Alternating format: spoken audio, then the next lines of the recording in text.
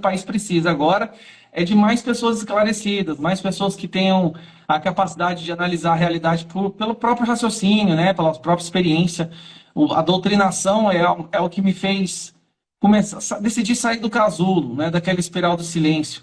Acho que em 2015, 2016, meu filho, na época, tinha... O que naquela época também?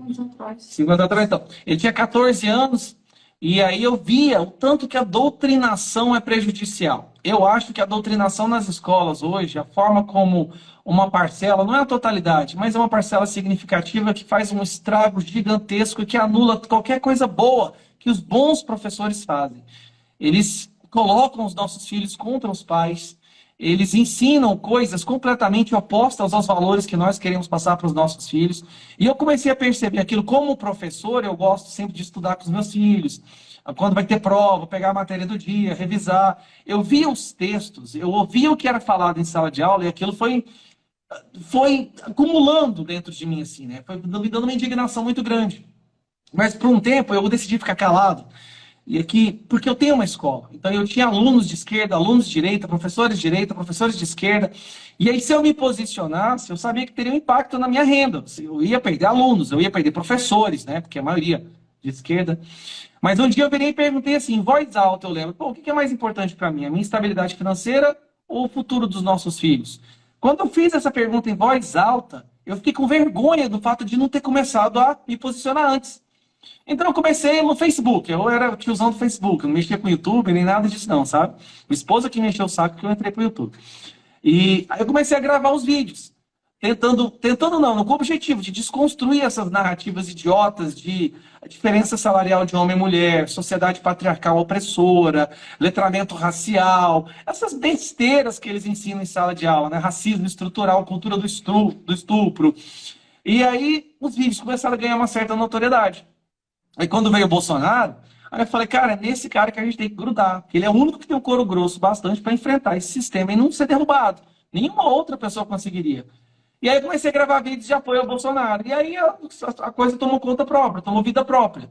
Perdi alguns alunos? Perdi. Perdi professores? Perdi. Mas hoje eu tenho mais. Eu tenho mais alunos, eu tenho mais professores. A escola está mais conhecida. Agora já ela é internacional, né? Porque eu tenho alunos não só de Goiânia, tem do Brasil inteiro, do mundo inteiro hoje a gente tem aluno fazendo aula.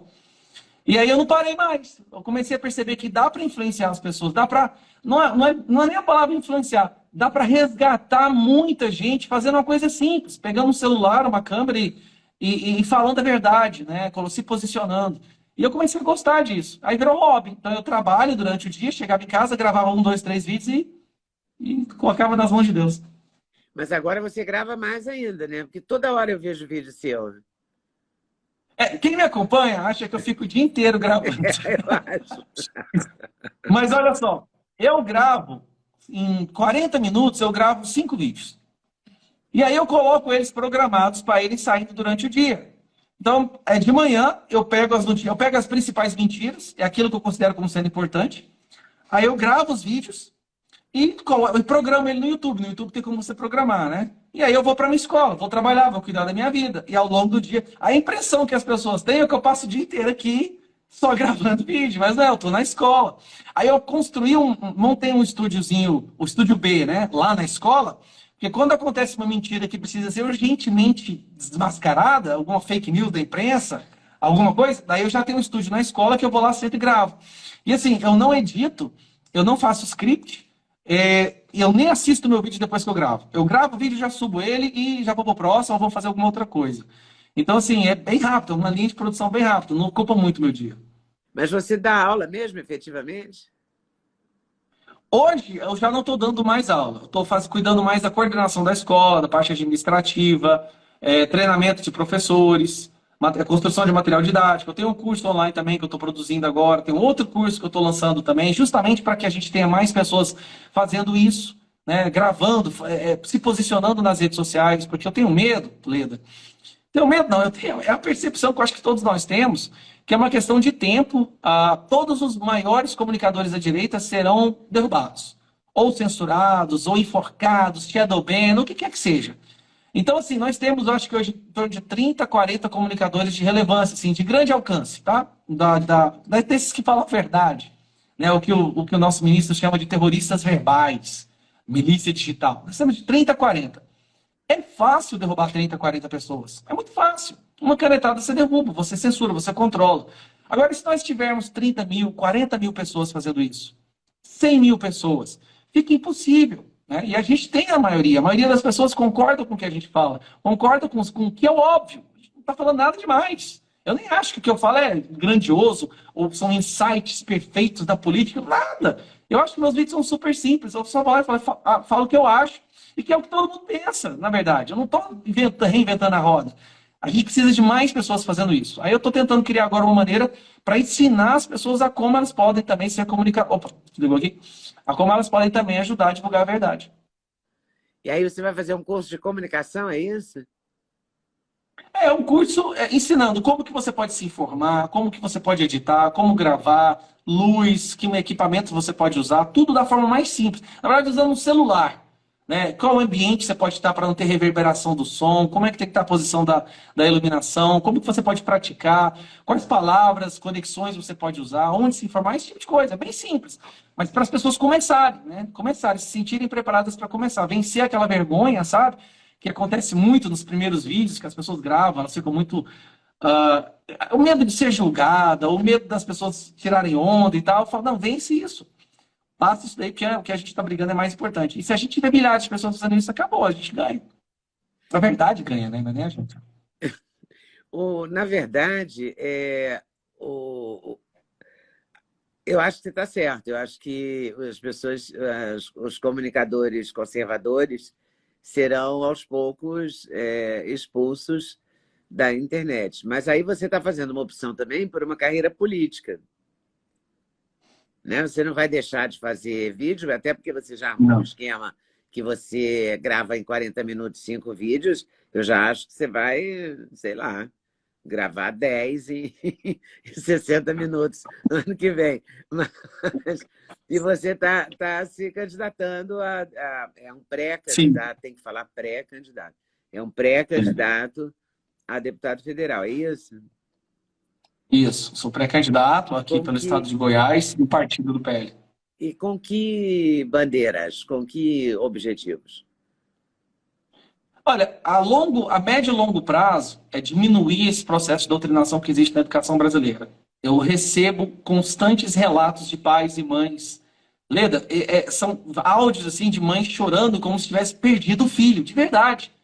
Sabe, histórias de partir o coração. Minha filha ia para a igreja comigo, meu filho ajudava o pai na loja, e daí ele entrou numa faculdade, ele entrou numa escola, e o professor começou a colocar tal ideia na cabeça dela, e agora ela se tatuou toda, raspou a cabeça, usa droga, fuma maconha, sai no sábado, volta de segunda.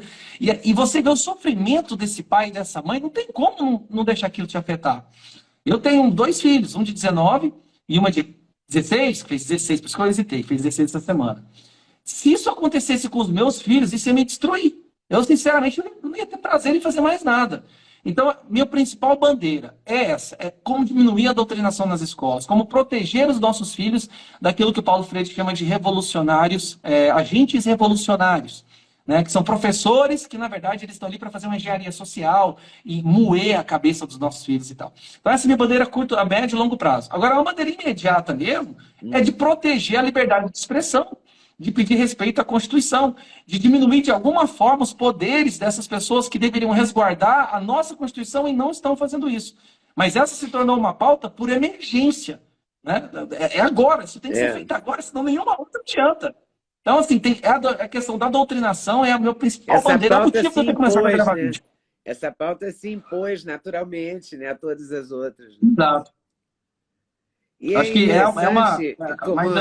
Eu não sei se você sempre observou a imprensa, mas eu sou imprensa desde, sei lá, 1910, sim, né? Claro. Então, 1910 é mentira, mas que tem 40 anos, tem. Fez a Tupi-Guarani, Milena? Você estava lá na Tupi-Guarani, né? Tem 40 anos que eu vejo isso. E eu fico escandalizada. Outro dia, vendo um vídeo de uma apresentadora de um canal de notícia, que eu vou pular o nome, embora você vai identificar e todo mundo que está assistindo vai identificar, em que ela ria da notícia, as gargalhadas, assim, como se fosse naturalésimo, entendeu? Ela está ali para dar a notícia, a notícia, o fato é preponderante. E as pessoas esqueceram o fato, né? O fato ele só é preponderante sobre o olhar delas, sobre a ótica delas. Sim. O fato em si perdeu a relevância para esse tipo de pessoa. Claro que não é todo mundo, claro que é exceção, Sim. mas, enfim, há um grande número de pessoas muito colocadas, né? Cuja opinião vale mais que a opinião dos outros. E muito fortalecida pelo Poder Judiciário, que tem, digamos, incentivado isso, né? De alguma forma ou de muitas formas. Como é que se vê isso? Acabou de ir, você foi esse fim de semana nessa conferência, não foi? Não, nesse fim de semana eu estava no congresso lá em BH, em Belo Horizonte. Né? E aí, no domingo era dia dos namorados, eu tive que voltar para casa, senão Ah, tá. dormi no sofá. Senão Então, você ia ter não participei de problemas. CEPAG em Campinas. Ia. Mas o que você estava também era um congresso conservador, né? Você Só que estava foi junto só da sábado, domingo eu Bárbara, voltei. né? Inclusive, ela dirigiu para você, eu Lá vi. eu até visitei a Bárbara. Eu até visitei a Bárbara rapidinho nesse domingo, mas corri para casa. E que notícias você me dá desse congresso e dessas discussões? Porque é evidente que você já sabe isso, né? Você deve ter Sim, falado ao com longo Deus e o desse, mundo sobre isso, né? Sim, claro. Olha, posso falar desse último ano? Eu devo ter participado de mais de 30 congressos em todos os cantos do Brasil. Desde capitais de estados, cidades gigantescas, até cidades de 50 mil habitantes no Nordeste do país. Em todos os lugares que eu vou, é impressionante. É sempre lotado, né? Pessoas fazem questão de estar lá, conhecem as pautas, querem saber mais, querem aprender como contra-argumentar as narrativas, cheio de esperança de um Brasil livre. E, assim, é impressionante a energia desses lugares. Eu falo até para minha esposa que às vezes é uma espécie de terapia. Se você está estressado, quando eu estou estressado, eu falo, não, vou dar uma palestra no Congresso Conservador, porque você volta totalmente energizado, é muita energia positiva, sabe? É muito bom mesmo.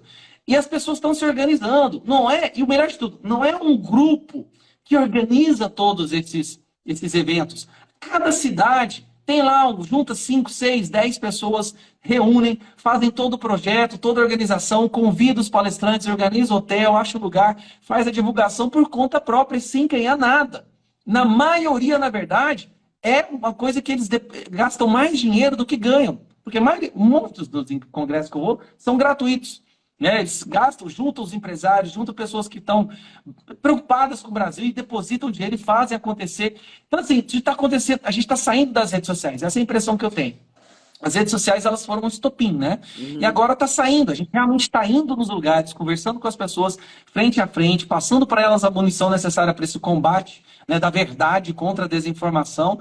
E isso virou um fogo no palheiro, não para mais. Gostou do corte que você acabou de ver? Vale a pena conferir com certeza, né? Então vai conferir muitos outros cortes no canal de cortes Leda Nagli. É claro que a entrevista completa você vai conferir no YouTube Leda Nagli, canal Leda Nagli do YouTube, você não pode perder de jeito nenhum. Valeu, tô te esperando, hein? Vem nessa!